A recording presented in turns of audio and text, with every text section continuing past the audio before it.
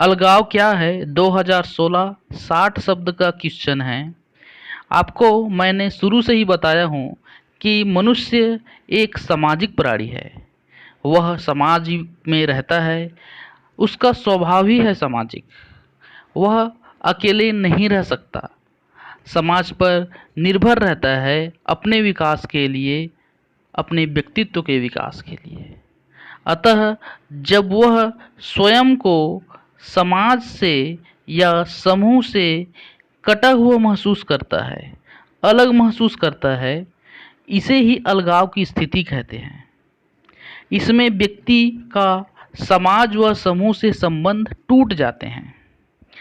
यही है अलगाव। कार्ल मार्क्स ने कहा है कि अलगाव व्यक्ति की वह दशा है जिसमें उसके अपने कार्य पराई शक्ति बन जाती है, जो कि उसके द्वारा शासित न होकर उसके ऊंचे स्तर के परंतु उसी के विरुद्ध होते हैं। जैसे देख लीजिए एग्जाम्पल के थ्रू कि पहले क्या था, एक व्यक्ति कार्य करता था। वह मान लीजिए कोई सामान बना रहे तो कच्चा पदार्थ खुद ही लाता था। कच्चे पदार्थ से जो है किसी भी चीज़ का निर्माण पूरे परिवार मिलकर करते थे और उसको बाजार में बेचने खुद जाता था। लेकिन जैसे ही औद्योगिक क्रांति आई, क्या हुआ, ये जो व्यक्ति है सिर्फ श्रमिक बनकर रह गया। पूंजीपति वर्ग ने कच्चा पदार्थ यहाँ से खरीदा, उस कच्चे पदार्थ को एक फैक्ट्री में लगाया, इस फैक्ट्री में मजदूरों को काम करवाया और जो सामान बचा बना जो है उसको बाजार में बेच दिया। यहाँ पर ये जो श्रमिक है उनका कार्य है सिर्फ यहाँ काम करना, जिसके बदले उनको वेतन मिलता है। ना इस श्रमिक का, इस मजदूर का इस कच्चे पदार्थ पर अधिकार है, ना उत्पादन की प्रक्रिया में उसका अधिकार है, ना उत्पादन की जो वस्तु है उसको उसमें अधिकार होता है या उसका अपनापन होता है। तो कार्ल मार्क्स कहते हैं कि अलगाव व्यक्ति की वह दशा है जिसमें उसके अपने कार्य परायों की शक्ति बन जाती है, जो कि उसके द्वारा शासित ना होकर उसके ऊंचे स्तर के परंतु उसी के विरुद्ध होती है।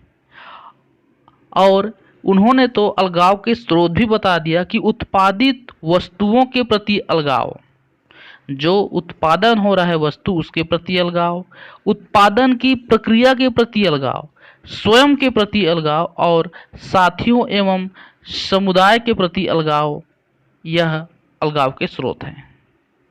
वही अलगाव के कारण देखा जाए तो कारण में क्या होता है कि समुदाय का विशाल आकार होना, यह अलगाव का एक प्रमुख कारण है। समाज के अंदर विभिन्नताएं, संरचना में विभेदीकरण, सामाजिक परिवर्तन की तीव्र गति और अवैयक्तिक सामाजिक संबंध अलगाव के प्रमुख कारण हैं। विषमता या असमानता क्या है 2018 30 शब्द में और 2015 30 शब्द में आया हुआ क्वेश्चन है। जैसे कि नाम से स्पष्ट है, असमानता अर्थात समान अवसर प्राप्त न होना, या परिभाषित किया जाए इसको तो व्यक्ति को पूर्ण विकास के समान अवसर प्राप्त न होना विषमता या असमानता कहलाती है। विषमता या असमानता का प्रमुख आधार क्या है, तो सबसे पहले देख लीजिए समाज में विशेषाधिकार का पाया जाना। दूसरा, जन्म, जाति, प्रजाति, व्यवसाय, धर्म, भाषा, आय, संपत्ति के आधार पर अंतर का पाया जाना। ऊंच नीच का भेद मानना और सामाजिक दूरी बढ़ना, यह भी असमानता का कारण है। शक्ति, सत्ता, प्रभुत्व का असमान वितरण, सामाजिक विभेद, उत्पादन के साधनों पर असमान अधिकार होना, ये सब हैं विषमता या असमानता के आधार। इसकी विशेषताएं क्या हो सकती हैं, तो देख लीजिए कि सामाजिक विषमता एक सामाजिक तथ्य है, इसको नकारा नहीं जा सकता। इसका स्वरूप एक समाज में का दूसरे समाज से भिन्न हो सकता है। एक समाज में सामाजिक मान ली विषमता आय के आधार पर है, गरीब अमीर, तो दूसरे समाज में यहाँ जाति के आधार पर या नस्ल के आधार पर हो सकती है। तीसरे समाज में यहाँ लिंग के आधार पर असमानता हो सकती है। यानी प्रत्येक समाज में जो असमानता है या विषमता है वह उसकी जो स्वरूप है दूसरे समाज से भिन्न हो सकती है। नेक्स्ट है समयानुसार परिवर्तन होती है इसमें, और यह विश्वव्यापी है। ठीक, ये सब इसकी विशेषताएं हैं। तो हमने जाना विषमता क्या है, उसके आधार और उसकी विशेषताएं। नमस्कार दोस्तों, मैं दुर्गेश्वर कैवर्त आपका स्वागत करता हूं हमारे अपने YouTube चैनल में। आज के विषय में आज हम जानेंगे नियमहीनता क्या है, उसकी विशेषताएं क्या हैं, कारण क्या है, रोकने के उपाय क्या हैं। देखिए कि समाज में जो व्यक्ति होते हैं उनकी अपनी अपनी आवश्यकता होती है, सभी की आवश्यकता होती है, और उन आवश्यकताओं की पूर्ति के लिए समाज के अंदर विभिन्न प्रतिमान बनाए जाते हैं, नियम बनाए जाते हैं, संस्थाएं बनाए जाते हैं। लेकिन जब ये संस्थाएं या प्रतिमान या नियम व्यक्ति की आवश्यकताओं को पूर्ति करने में सक्षम नहीं होते, तब व्यक्ति जो है इन प्रतिमानों से, इन नियम से हटकर व्यवहार करता है। इसी को नियमहीनता कहते हैं। परिभाषा के रूप में देखें तो सामाजिक प्रतिमानों से हटकर किया जाने वाला व्यवहार ही नियमहीनता कहलाता है।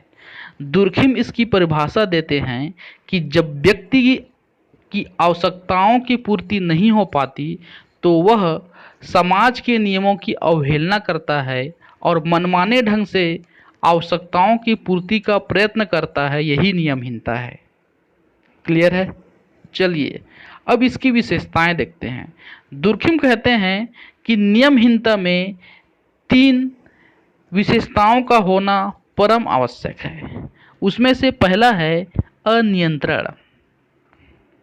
दुर्खिम के अनुसार नियमहीनता की पहली विशेषता है कि व्यक्ति पर सामाजिक नियंत्रण समाप्त हो जाती है, अर्थात सामाजिक नियंत्रण जो है वह शिथिल पड़ जाती है, जिसके कारण नियमहीनता होता है। दूसरा है नैतिकता का अभाव, कि व्यक्ति जो भी कार्य करता है वह उसमें उचित अनुचित या नैतिक अनैतिक के बारे में नहीं सोचता, वह सिर्फ अपनी आवश्यकताओं पर ध्यान देता है।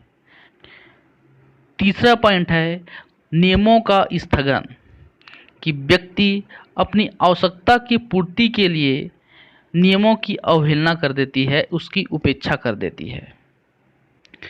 नियमहीनता के कारण कौन कौन से हैं? देखिए, पहला कारण है असीमित इच्छाएं। मानव की आवश्यकताएं असीमित हैं, अनंत हैं, लेकिन उसके साधन और उसकी सामर्थ्य सीमित होने के कारण वह अपनी आवश्यकताओं की पूर्ति नहीं कर पाता।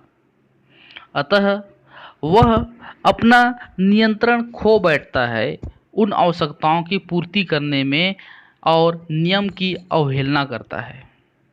दूसरा है निराशा, कि जब अपनी असीमित इच्छाओं की पूर्ति नहीं कर पाता तो वह इन इच्छाओं की पूर्ति के लिए उचित अनुचित का विवेक खो बैठता है और कुमार्ग पर चलने लगते हैं। ये निराश प्रकृति के कुमार्ग स्वामी व्यक्ति नियमहीनता व्यवहार को प्रोत्साहित करते हैं।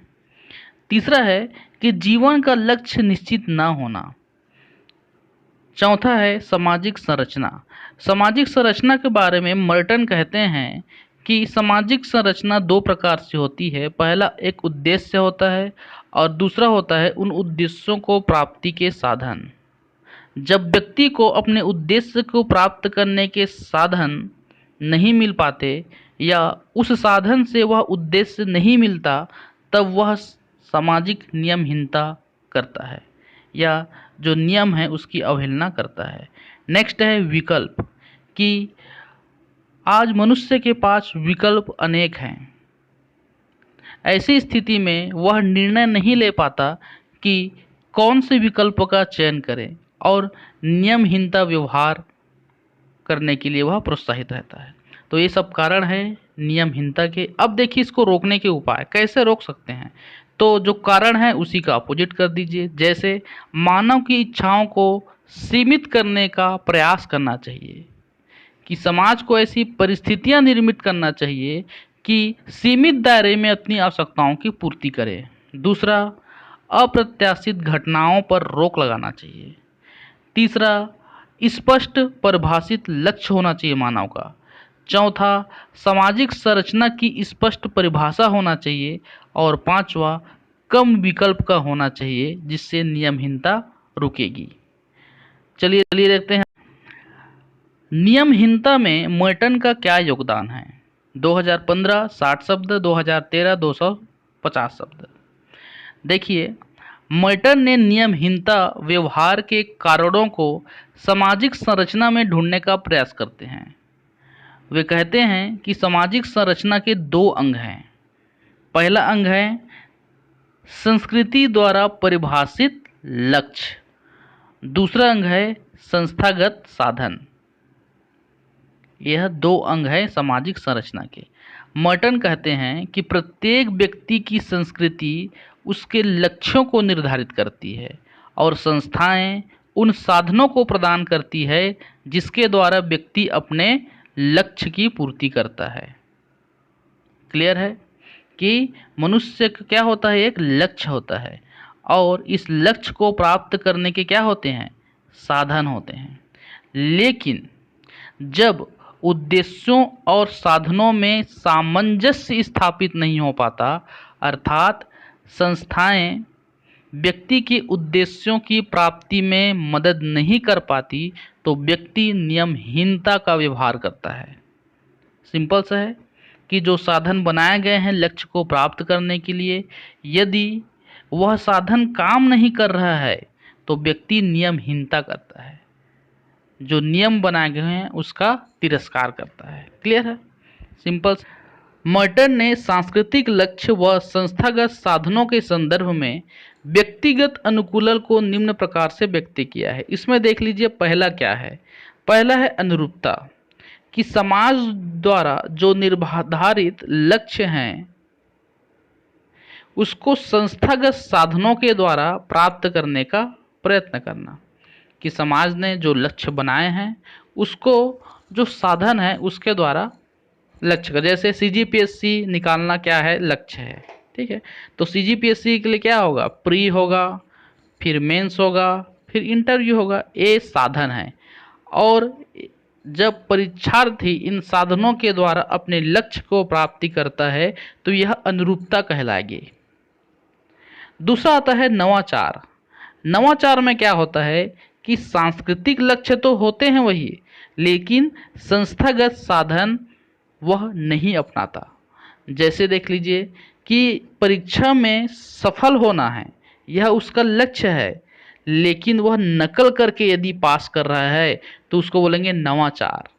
या दूसरा एग्जाम्पल देख लीजिए कि धनवान बनना है, प्रत्येक व्यक्ति का लक्ष्य है धनवान बनना, लेकिन उसके जो साधन है धनवान बनने के वह है काला बाजारी द्वारा, न कि ईमानदारी से। तो यह क्या है, नवाचार। तीसरा आता है कर्मकांडीय। कर्मकांडी में क्या होता है कि लक्ष्य भी चेंज कर लेता है और उसके साधन वही रहते हैं लेकिन लक्ष्य दूसरा हो जाता है। जैसे देख लीजिए नौकरशाही। नौकरशाही जो लक्ष्य के स्थान पर साधन पर ध्यान देते हैं, इसी को नौकरशाही बोलते हैं, फॉर्मेलिटी। ठीक है, जैसे उनका लक्ष्य अलग, लक्ष्य से भटक जाते हैं वो लोग। जैसे नौकरशाही का लक्ष्य क्या है, जनता की सेवा, जनता तक जो योजनाएं हैं उनको पहुंचाना, उसके लिए कुछ साधन होते हैं। लेकिन ये जो नौकरशाही में क्या होता है, साधन पर ज़्यादा जोर देते हैं कि जो साधन है उनको फॉलो होना चाहिए, लक्ष्य जाए भाड़ में। तो ये कर्मकांडी होता है। ठीक है, नेक्स्ट है प्रत्यावर्तन। प्रत्यावर्तन में क्या होता है, लक्ष्य और साधन दोनों की अवहेलना कर। जैसे भिखारी, पागल, शराबी। शराबी उसको लक्ष्य की परवाह ना साधन की, अपने आप में मस्त, अलग दुनिया। ठीक है, भिखारी की, शराबी की, पागल की, इसके अंतर्गत आते हैं। नेक्स्ट आता है विद्रोही। विद्रोही क्या करते हैं, उनका लक्ष्य भी समाज के अनुकूल नहीं रहता, साधन भी अलग रहता है और अपने लिए खुद का नया लक्ष्य या नियम बना लेते हैं, जैसे नक्सलवाद, आतंकवाद। ठीक है, तो ये जो 5 पॉइंट हैं इन्होंने नियमहीनता के लिए बताए हैं: अनुरूपता, नवाचार, कर्मकांडी, प्रत्यावर्तन और विद्रोही।